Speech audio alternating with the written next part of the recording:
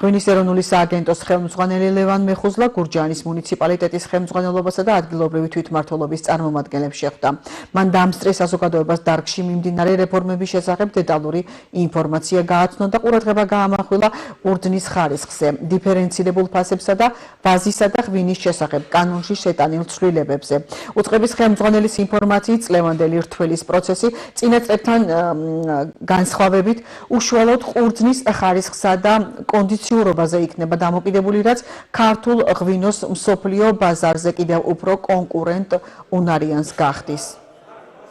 მოგეხსენებათ, რომ რთველი საქართველოსთვის, კახეთისთვის, გურჯაანისთვის არის განსაკუთრებულად მნიშვნელოვანი. წელს ჩვენმა მთავრობამ აგერ ნაადრევად იზრუნა რთველის საკითხებზე და შესაბამისი განკარგულება უკვე გამოცემულია, რაც რა თქმა უნდა ძალიან მნიშვნელოვანია, იმიტომ რომ ჩვენ ფერმერს, ჩვენ გლეხს საშუალება ექნება ეს ყველაფერი გაითვალისწინოს და იცე და იმგვარად მოუაროს თავის ვენახს, რომ საუკეთესო ხარისხის, საუკეთესო მოსავალი კონდეს შემოდგომაზე. რა თქმა უნდა, კიდევ ერთხელ განმეორდები, რომ სახელმწიფო და ზოგადად ქვეყანა აკეთებს აქცენტს ხარისხზე.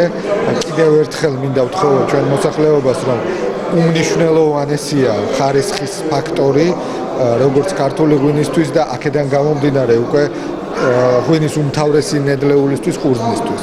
შესაბამისად, ჩვენ გავაცანით მოსახლეობას, გვინდა რომ გავაცნო და გვინდა რომ გავრცელდეს მაქსიმალურად სწრაფად ის ინფორმაცია, რასაც ეს განკარგულება მოიცავს და ეს ამ ყველაფრის გათვალისწინება მოხდეს და შესაბამისად გლეხის შრომა, ფერმერის შრომა კიდევ უფრო დაფასდეს და კიდევ უფრო დაფასდეს ხარისხიანი ყურძენი.